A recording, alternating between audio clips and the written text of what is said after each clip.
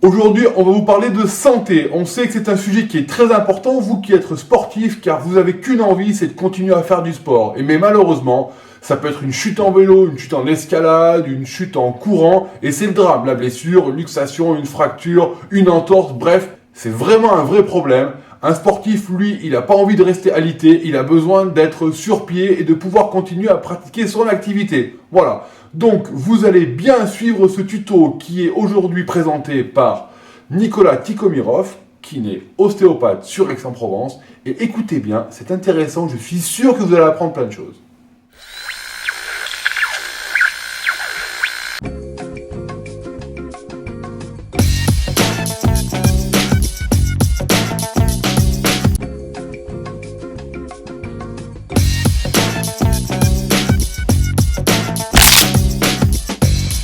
Eh oui, tout à fait Cédric, on va parler des blessures qu'on peut se faire en VTT. Il peut y en avoir différentes, mais toujours est-il qu'on peut utiliser un protocole qu'on appelle le protocole police canaille.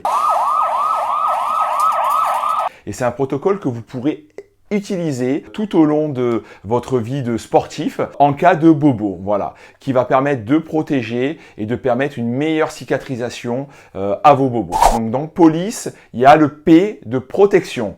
Donc par exemple, on va prendre l'exemple d'une entorse de cheville ou de genou. On va protéger cette articulation. Ouh, je crois que je me suis fait vraiment très mal à ce jambe. Alors Nico m'a dit carrément de bien protéger. Alors je crois qu'avec ça, à mon avis, on est tranquille. Nico, je pense que là c'est bon.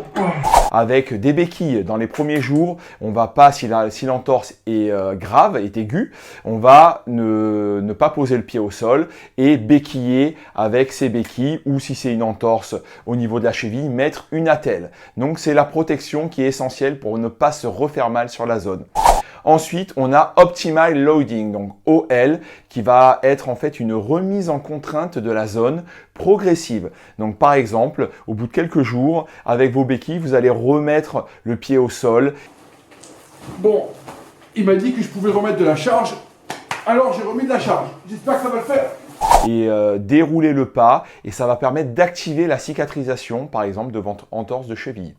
Ensuite, on a le I de Ice, donc ça c'est la glace. Donc essentiel à faire de la glace. Les premiers jours, il faut en faire pendant un quart d'heure, toutes les 2 heures. Donc vraiment, il faut y aller. C'est très bête, hein, les béquilles, ça tient jamais debout. Hein, c'est vraiment... Voilà, le I de Ice, vous en faites régulièrement de la glace pendant plusieurs jours pour éviter que ça gonfle.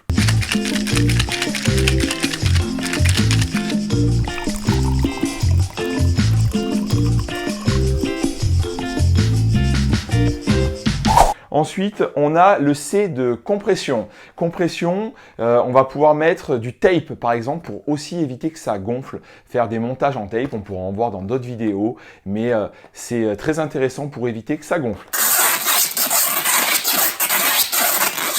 Ensuite, on va mettre le pied en élévation. C'est le E de police, le élévation. Donc si jamais vous avez une entorse du genou, une entorse de la cheville, vous mettez le pied en l'air, ça va aider, ça va drainer.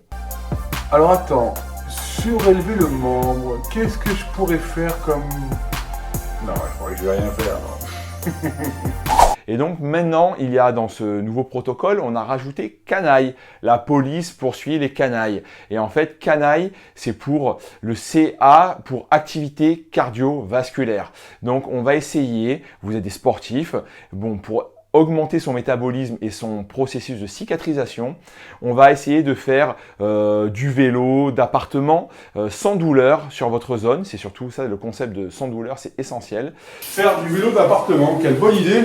Mais on va essayer de remettre un petit peu, au bout de 3 jours, après la blessure, de refaire un peu d'activité, voilà, sans faire mal. Ensuite, on a le NAI de canaille qui est en fait non anti-inflammatoire. On ne prend pas d'anti-inflammatoire qu'on trouve ibuprofène, Voltaren.